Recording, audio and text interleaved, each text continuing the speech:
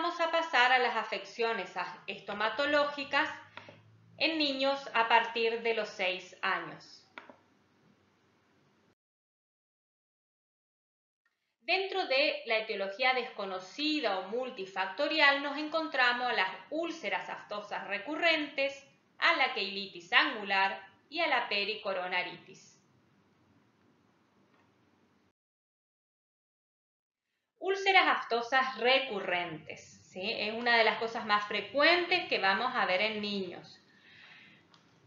Se clasifican en menores, mayores y herpetiformes. Las herpetiformes son las que menos observamos en niños. Las menores son menores a 5 milímetros de diámetro. Son las más frecuentes, curan en pocos días sin dejar cicatriz y asientan sobre cualquier zona bucal, infrecuente en dorso lingual y paladar. O sea, el único lugar en donde es difícil encontrarlas en dorso lingual y paladar. Después puede estar en cualquier mucosa bucal.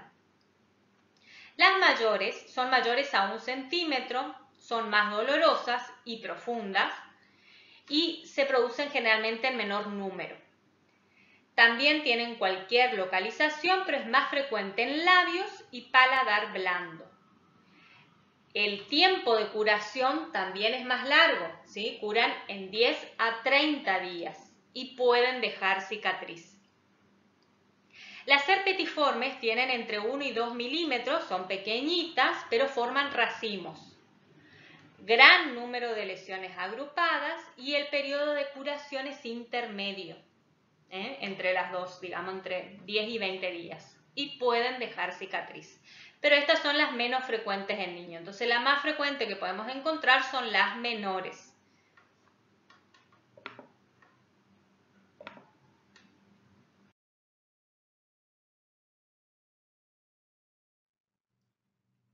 Sí, acá tenemos ejemplo de aftas menores. Esta es una afta mayor, aftas menores. Se puede observar bien la zona de la úlcera, también tiene un eritema que rodea a esa úlcera.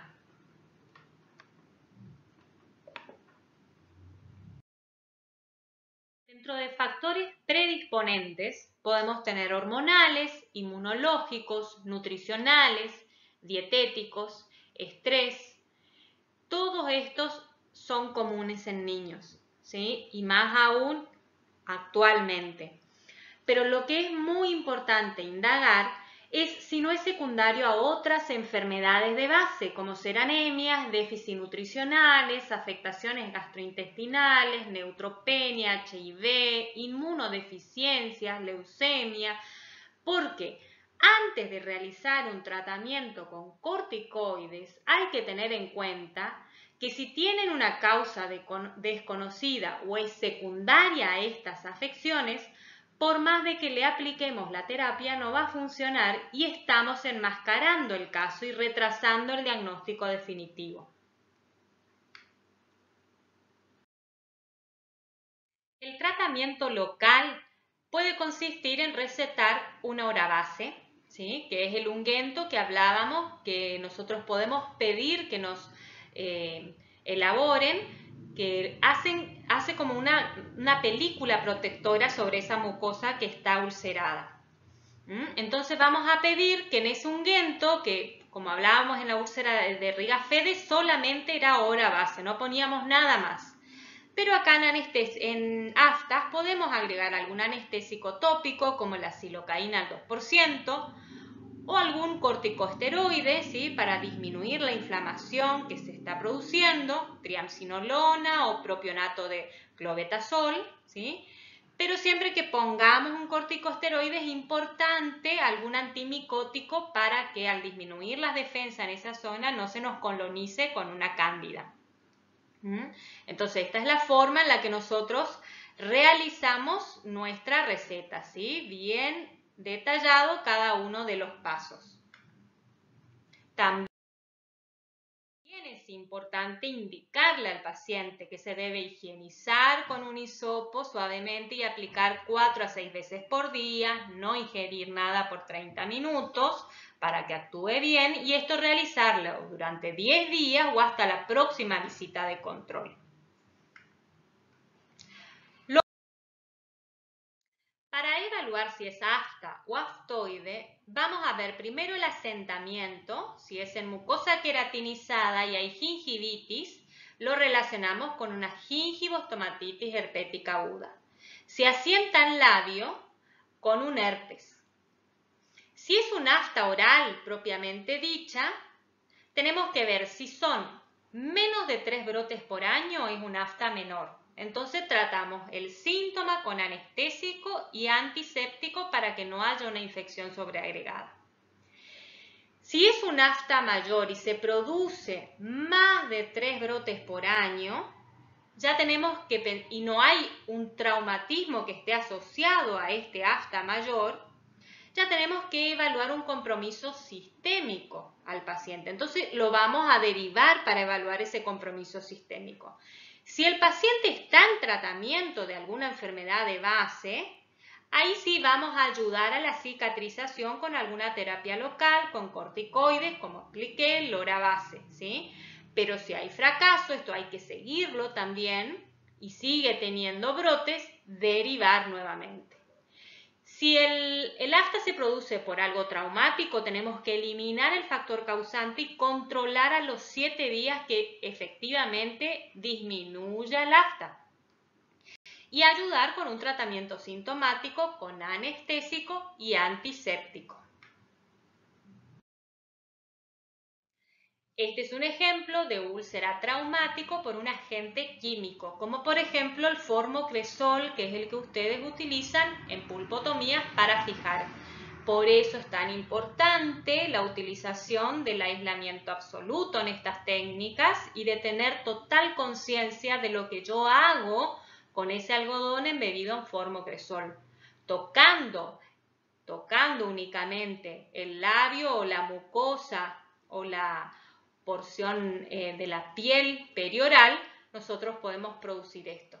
Y esto ya estaba en un periodo de 7 días de curación. Otro ejemplo, lesiones por mordedura o lesiones también llamadas autoinfligidas. Estas son muy comunes, causadas por traumas agudos o crónicos a la mucosa bucal. El niño se autoinflige, ya sea por una pieza dentaria que está rota o posteriores a la anestesia, como son estos casos que estamos exponiendo. Todas son anestesias al nervio dentario inferior. Por eso recalcamos cuando son anestesiados que cuiden, vigilen y traten de que el niño no se succione ni se muerda. Esto es algo inicial cuando estaba saliendo de la consulta. Fíjense en el estrés que ellos entran cuando están anestesiados, que pueden producirse esta autolesión antes de salir.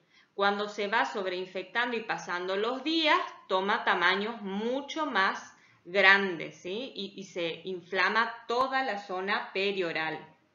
Las características es que es una zona blanquecina, generalmente ovoide, ¿sí? La forma, lacerada por haberse mordido, un espesor irregular, indolora en la parte del centro, pero muy dolorosa en toda la parte donde está la inflamación, y hay descamación de epitelio afectado.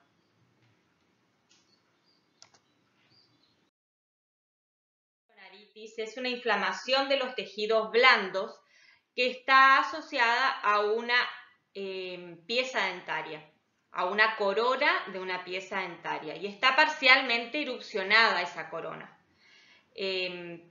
Generalmente se ve más esta patología en el tercer molar, en la erupción del tercer molar permanente, pero pueden haber casos en otras piezas dentarias, como ser un incisivo central superior o el primer molar permanente. Por eso lo ubicamos en estas edades de mayores de 6. Pero podríamos tener en adolescentes con la erupción del tercer molar permanente. Lo importante es que diagnostiquemos a la coronaritis aguda, la pericoronaritis aguda, y no la confundamos con algún proceso tumoral o con un proceso pulpar, ¿sí? Que no sea un pólipo pulpar. Para ello debemos hacer o solicitar una radiografía panorámica si hay mucho trismus y no podemos realizar la periapical, pero debemos tener algún examen radiográfico para terminar de corroborar cuál es el diagnóstico. Generalmente cuando presionamos esa mucosa es doloroso cuando está en el estadio agudo y va a producir la salida de una serosidad turbia, seropurulenta o puede ser simplemente sangre. La evolución es variable de acuerdo a la intensidad del traumatismo que se le produzca sobre este capuchón. Y también en los casos, por ejemplo, de los terceros molares, puede tener periodos de remisión en los cuales la pieza dentaria no erupciona, entonces como que se tiende a cronificar esta pericoronaritis y cuando vuelva a erupcionar la pieza dentaria se agudiza. El tratamiento es realizar buches con clorhexidina 0,12% para mantener la higiene. Nosotros podemos promover alguna higiene más profunda con lavajes de agua oxigenada y agua común dentro de ese capuchón llevada a presión con una jeringa. Y si el tratamiento es más florido, como por ejemplo adenopatías y fiebre, el paciente va a necesitar algún tipo de medicación sistémica, como ser amoxicilina 50 miligramos por kilogramo por día cada 8 horas. La queilitis angular o perleche es una enfermedad caracterizada por un estado inflamatorio agudo o crónico que frecuentemente afecta las comisuras labiales. La etiología es multifactorial, se puede asociar con irritaciones mecánicas, maloclusiones, dermatitis atípicas, puede tener asociada candidiasis, infecciones bacterianas, ¿sí? La clínica es muy variada, pero generalmente lo que se ve es un eritema, una resequedad, ¿sí? Una deshidratación de los labios, una maceración, una desecación, fisuras, y cuando está asociada a la candidiasis hay como una telita blanquecina que se deposita sobre esas fisuras. El tratamiento por esa resequedad justamente es la utilización de cremas hidratantes como Dermagloss o Vagovita, que a su vez tienen componentes vitamínicos, sobre todo en este sector para aumentar la humectación, o manteca de cacao en el caso de los labios, simplemente con eso. Y siempre recalcar que antes de aplicar cualquier cosa se debe higienizar, ¿sí? Limpiar bien las superficies para evitar la contaminación con otras especies bacterianas. Dentro de la etiología viral tenemos al herpes recurrente secundario y a la enfermedad de mano, pie y boca. El herpes recurrente o secundario, producto de la reactivación del herpes virus zóster 1 en individuos preinfectados. Por ejemplo, los que padecieron la gingivostomatitis herpética que pudo haber sido aguda o en un estadio subclínico, y el virus después queda acantonado en los ganglios, y cuando el paciente presenta algún factor predisponente como fiebre, estrés, trauma, radiación ultravioleta, inmunosupresión, el virus cobra fuerza y vuelve a manifestarse. Los lugares donde suele aparecer son tejidos queratinizados como labios fundamentalmente, y en el sector de semimucosa del labio y piel, paladar duro, encía adherida y rebordes alveolares. Generalmente estos pacientes tienen síntomas prodrómicos, ¿sí? O sea, el paciente siente que le va a aparecer el herpes, ¿sí? Que va a ser su aparición. ¿Por qué? Porque en ese lugar va a tener ausencia de percepción táctil o sensorial, pasa a tener una sensación como de hormigueo, de quemazón, y a las 24 o 48 horas se desarrollan las vesículas que luego se unen. Esta parte es muy similar a la sintomatología que presentan cuando van a tener una úlcera, es una afta, ¿sí? En las aftas también los pacientes hay veces que ya empiezan a sentir esa sintomatología prodrómica. Estos son ejemplos de cómo se van manifestando en distintos estadios, ¿sí?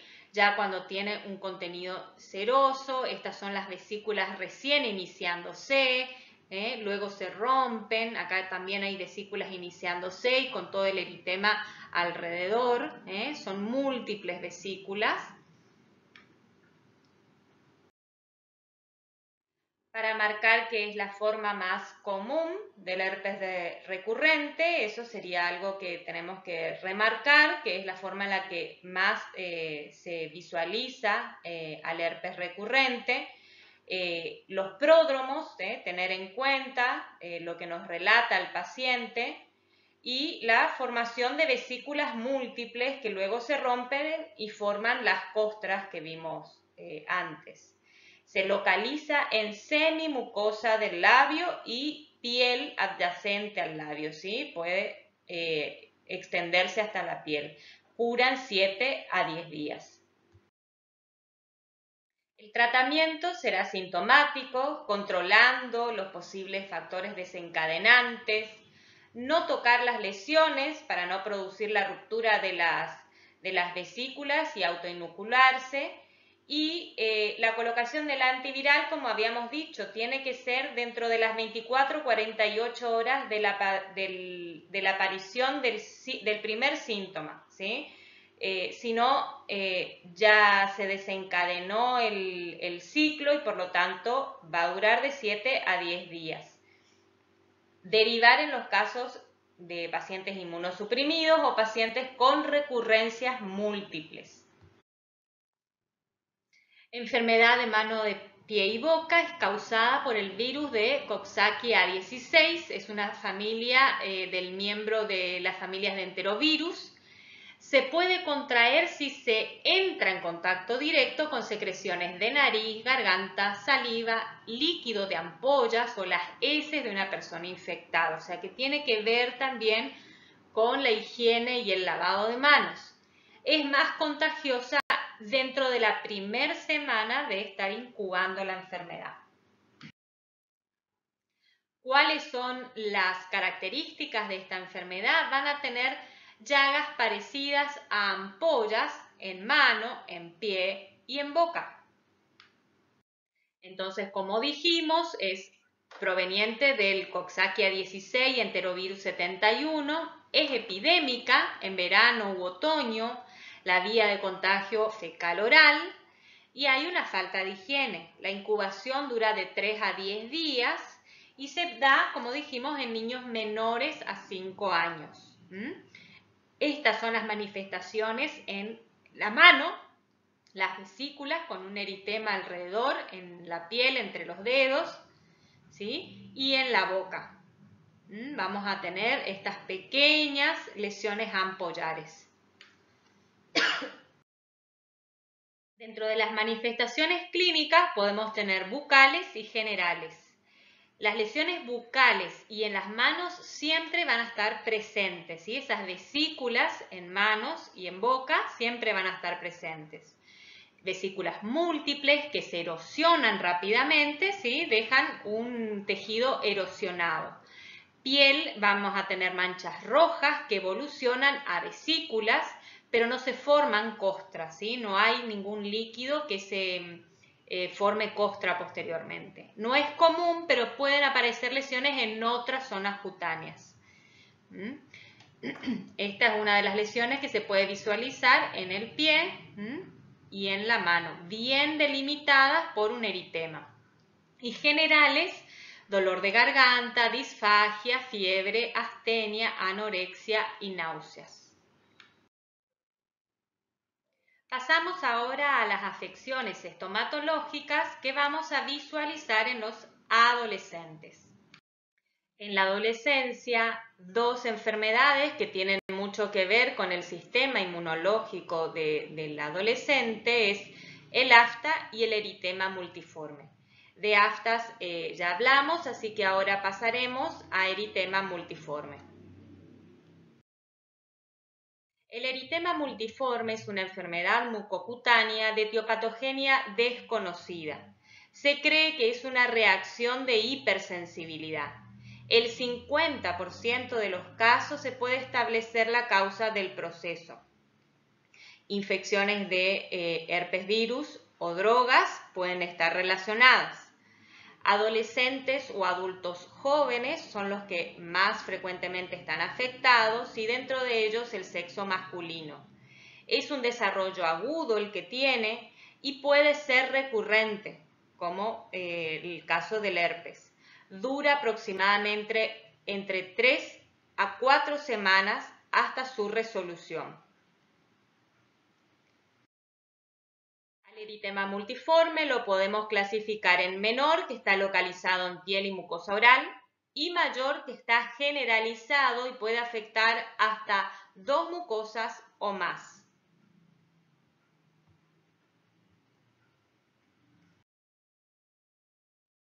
Las lesiones cutáneas generalmente vienen acompañadas también de un pródromo que es la fiebre, cefaleas, astenia, tos, y aparecen a la semana. Las lesiones se van a observar en las extremidades, como las manos, ¿sí?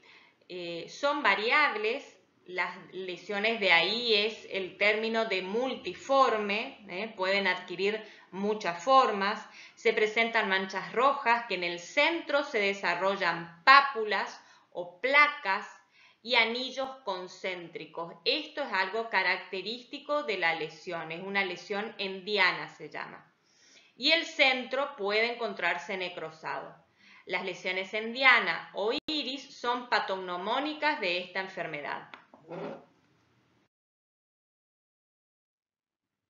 Dentro de las lesiones bucales, la mucosa más comúnmente afectada, aunque no puede ser la única, puede ser la cavidad bucal, ¿sí? Se presentan varias afecciones en toda la cavidad bucal. Puede aparecer en toda la mucosa con predilección en la zona anterior. Manchas rojas que rápidamente sufren necrosis, formando ulceraciones o erosiones multiformes, ¿sí? Tienen muchas formas. Labios edematizados, costras hemorrágicas. El paciente va a relatar mucho dolor, disfagia, ¿sí? Mucho ardor. Se cuidan mucho en las comidas porque realmente es doloroso. Estas son las lesiones características que se observan en la boca, de necrosis, ¿sí? Erosiones muy dolorosas, bastante amplitud, cubren mucha extensión de la mucosa. También se pueden observar en la semimucosa del labio, pero muy extensas, abarcar y encontrarse también contaminadas. El tratamiento para el eritema multiforme, primero deberemos evaluar si tiene causa farmacológica, porque ciertos fármacos producen el eritema multiforme, o si es por el herpes virus, si es de origen viral. Si es un origen herpético, entonces dentro de las 24 o 48 horas tenemos que aplicar el aciclovir. Luego la utilización de corticoides locales o sistémicos, dieta blanda y fría, se puede agregar algún antiinflamatorio. En casos leves, autorresolutivo, y en casos floridos hay que derivar. Si es de origen farmacológico, consultar si se puede suspender la medicación, pero este tipo es más común ya en adultos mayores. Hay enfermedades específicas crónicas que necesitan la utilización de drogas que producen el eritema multiforme. Dentro de las bacterianas tenemos la guna, que hablaremos específicamente cuando hablamos de enfermedades periodontales, pero vamos a ver una pequeña reseña. La gingivitis úlcero-necrotizante aguda es producida por el Treponema vincenti, Fusobacterium fusiformis, Prevotella intermedia, Porphyromonas gingivales, Selenomonas sputigena y la Leptotrichia buccalis.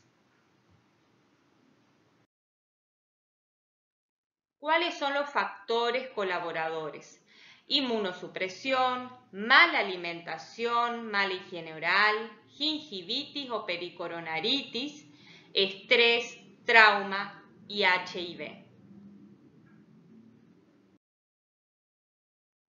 Clínicamente podemos observar a nivel bucal necrosis de la punta de las papilas, ¿sí? Las puntas de las papilas están como decapitadas, ¿sí? Hay pseudomembranas blanco-grisáceas que se extienden alrededor de todas las piezas dentarias, edema, sangrado espontáneo, placa, cálculo, halitosis, sabor metálico. Los síntomas generales que pueden presentar estos pacientes es fiebre, astenia y adenopatías. El tratamiento de urgencia sin síntomas generales va a ser eliminación del tejido necrótico con gasa suave o lavajes con agua oxigenada diluida o clorhexidina. ¿Sí? Suave porque es muy doloroso. Detartraje grueso con ultrasonido y buches con agua oxigenada 10 volúmenes diluida a 1:3. Este detartraje, ver si lo hacemos en esa misma sesión o primeramente ayudamos con un primer barrido y luego hacemos el detartraje porque es muy doloroso. Con síntomas generales, el tratamiento local es idem al anterior, a lo que dijimos arriba, pero debemos agregar la parte sistémica que es el metronidazol, 500 miligramos 3 veces por día por 7 días, más amoxicilina 500 miligramos. O bien suelen utilizar amoxicilina más ácido clavulánico. El tratamiento definitivo, control de los factores predisponentes, terapia básica periodontal y si hay secuelas como deformaciones gingivales, suelen ser operados con injertos, ¿sí? Pero esto hay que controlar y seguir.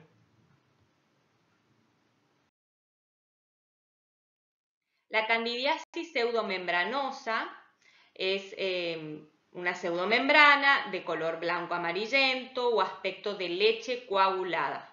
Se desprende con el paso de una gasa dejando una mucosa normal o eritematosa abajo. Generalmente se ven mucosas eritematosas. El paciente va a tener ardor y gusto extraño. Candidiasis eritematosa es una mancha roja que se puede presentar a nivel del paladar, de la lengua o del carrillo y lo que vamos a observar, generalmente el sitio de asentamiento más frecuente es en el dorso lingual, es una depapilación, ¿sí? Lingual. Entonces esto está muy eritematoso con los bordes que están blanquecinos, bien delimitados. También en el paladar se suele dar por la aportación de aparatos protésicos y el acrílico genera la producción o favorece el crecimiento de la cándida.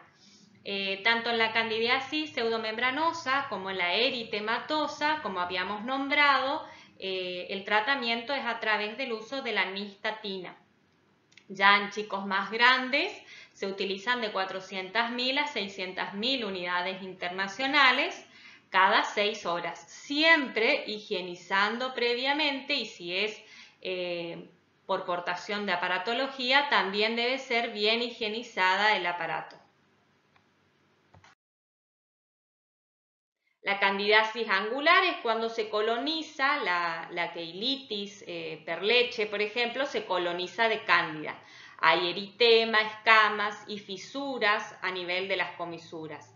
La saliva se acumula en esa zona, empeorando el cuadro, y hay coinfección con estafilococos. Generalmente se da en pacientes con deficiencias vitamínicas.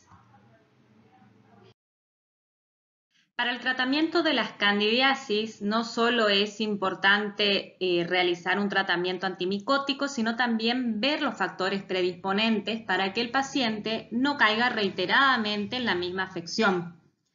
Como tratamiento antimicótico, lo que les voy a presentar es el tratamiento tópico, ¿sí? Porque el sistémico generalmente es el pediatra el que realiza. Como tópico, nosotros lo primero que tenemos que recalcar a los padres es que debemos limpiar la pseudomembrana, los restos de detritos con gasa embebida en solución fisiológica o clorexidina. Si el paciente ya está apto para realizar algún tipo de buche, bueno, ayudar con un tipo de borato de sodio o bicarbonato de sodio para modificar el pH salival. Posteriormente se aplica los antimicóticos tópicos que pueden ser nistatina, 250.000 a 500.000 unidades internacionales cada 6 horas, 7 a 14 días. Y si esto no funciona, el fluconazol, 5 a 10 miligramos por kilogramo por día, también de 7 a 14 días es lo que lleva el tratamiento. Para la parte de piel, como decíamos, piel y semimucosa de labio, podemos ayudar con cremas hidratantes o manteca de cacao para esa resequedad. Y este tratamiento siempre debe continuar por lo menos 5 días después de la resolución de las lesiones. En pacientes inmunosuprimidos deben ser derivados al infectólogo, ¿sí? Se trabaja en equipo también con el infectólogo, el pediatra, para el tratamiento correspondiente. Y en caso de no responder al tratamiento, porque esto hay que recitar, controlar y ver que realmente remita, debemos ver si hay adherencia al tratamiento, si está cumpliendo el paciente el tratamiento o se generó algún tipo de resistencia. Dentro de las lesiones tumorales tenemos el linfangioma, que es una anomalía benigna en el desarrollo de los vasos linfáticos. Esta anomalía del desarrollo no tiene una etiología bien definida. La región que más afecta es la región del dorso lingual y las características clínicas se dan de acuerdo a su clasificación, que es en capilares, cavernosos e higromas. Capilares cuando es más superficial y los higromas están más profundos. Las lesiones más superficiales se presentan como nódulos pequeños, blandos, elevados y de coloración amarillo ceniza o rojizo. En las lesiones profundas se presentan como una masa tisular blanda, difusa y sin alteraciones de color. El tratamiento siempre se trata que sea quirúrgico, la eliminación completa, porque si no pueden remitir. Los hemangiomas son anomalías del desarrollo, pero acá de los vasos sanguíneos. La etiología también es desconocida. Su aspecto es ampolloso, circunscripto, de una coloración rojiza o rojo azulada. Su aparición se relaciona con alteraciones en los vasos sanguíneos de esa zona. Ese aspecto puede desaparecer por unos instantes si nosotros hacemos una compresión en el lugar cercano a donde pasan esos vasos sanguíneos, y al producirse el bloqueo del paso de la sangre, la mucosa vuelve a tener una coloración normal, y cuando dejamos de comprimir se vuelve a ver la coloración inicial. Entonces esto nos permite hacer algún tipo de diagnóstico. También se clasifican en capilares y cavernoso, y el tratamiento puede ser a través de vía sistémica, digamos, de corticoides o esteroides, pero esto lo tratan estomatólogos, ¿sí? Su excisión quirúrgica también es complicada, porque debemos tratar de no producir hemorragias. Otras lesiones que podemos observar son en lengua, que vamos a hablar de la lengua fisurada y geográfica, queilitis, que ya hablamos, quistes y cialolitiasis. Dentro de la lengua fisurada podemos decir que es un trastorno del desarrollo común en niños Down. El 0,5 al 5% de la población la poseen. Esta alteración tiene por características presentar fisuras, surcos o pliegues en la porción dorsal de la lengua, ¿sí? En el dorso de la lengua. En la mayoría de los casos se observa un surco central longitudinal del cual parten numerosos surcos laterales y esto da una característica de ramas de árbol. También puede estar asociado con macroglosia, sobre todo en los niños Down, o con lengua geográfica. Por lo general es asintomática. Si hay algún síntoma, el paciente lo que refiere sensación de ardor, porque en estos surcos suelen asentar microorganismos o residuos de alimentos, lo que genera alguna inflamación. El tratamiento, no hay necesidad de tratamiento, pero sí se le puede indicar una limpieza más profunda en la lengua para remover esos restos alimenticios y evitar la litosis y la inflamación. La lengua geográfica es una alteración común que afecta al dorso lingual, provocando una atrofia o pérdida parcial de las papilas filiformes. La etiología no está bien definida, pero generalmente en la familia hay más de un miembro que la presenta. La localización es, como dijimos, el dorso lingual, cercano a los bordes laterales también se puede encontrar. Y la característica es que son áreas múltiples de descamación de las papilas filiformes. Eso da una coloración rojiza, eritematosa, y a su vez esto está circunscrito por unos bordes delimitados, blanco-amarillentos. Las papilas estas que quedan acá se visualizan como puntos elevados, rojizos. Por otra parte, suele migrar, suele cambiar de ubicación, la zona que estaba sana suele tener despapilación en cuestión de días, por eso también se la conoce como glositis migratoria benigna.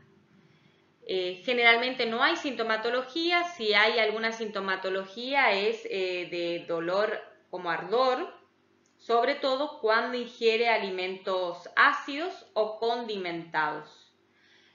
Por lo tanto, el único tratamiento que tendría es evitar ese tipo de alimentos. Alergia al látex. Tenemos pacientes que suelen presentar reacciones alérgicas al látex, entonces en esos casos en los que observamos una inflamación del labio, estos pacientes deben ser tratados con Benadryl o Frenaler en casos leves. Ya en casos severos, corticoides como la dexametasona.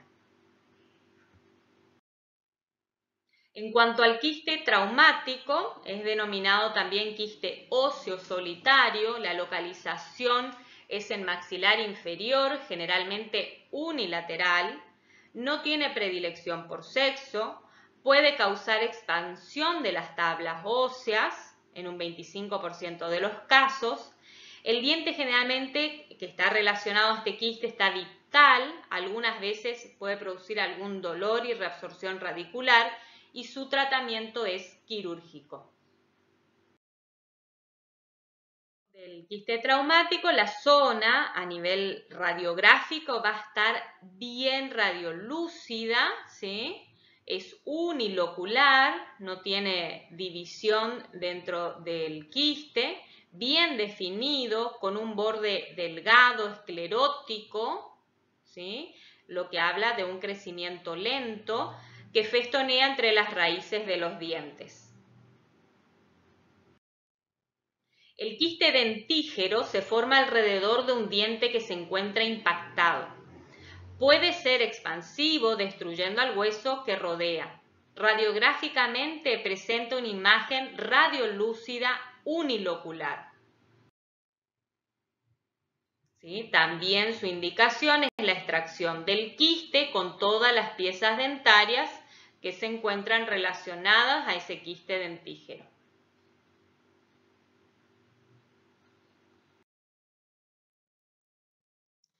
Esto es simplemente para que ustedes tengan en cuenta lo importante que es seguir la cronología eruptiva del paciente, tener en mente la cronología eruptiva del paciente. Un paciente de 9 años que no erupcione un primer molar permanente no es normal, ¿sí? Entonces, en estos casos, este caso en particular, el paciente había acudido pero porque quería un tratamiento de ortopedia, ¿sí? Pero llamaba la atención que no estuviera esa pieza dentaria permanente en boca. Al hacer la radiografía panorámica, se veía algo raro, pero en realidad no me daba un aspecto completo. Entonces yo pedí una Combin y ahí sí vemos un quiste que cuando busco en la literatura es un quiste bucal mandibular infectado, se llama, ¿sí? Posteriormente el paciente empezó a drenar, digamos, en esta zona pus.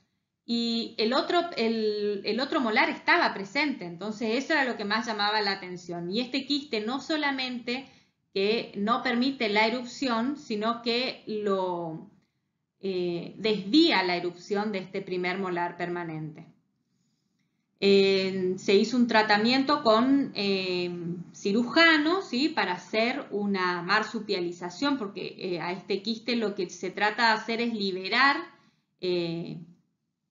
la parte oclusal para que la pieza dentaria pueda empezar a erupcionar y posteriormente, como tenía cambiado el eje de erupción, se le colocó ortodoncia para reorientar a esta pieza dentaria. Es muy importante el diagnóstico de ustedes en el momento preciso, viendo la cronología normal de erupción, ¿sí? Tener un parámetro mirando el homólogo, a ver si tiene que estar o no presente ya la pieza dentaria, porque puede ser solo que esté retardado, pero siempre hay que hacer evaluación de toda la cavidad bucal.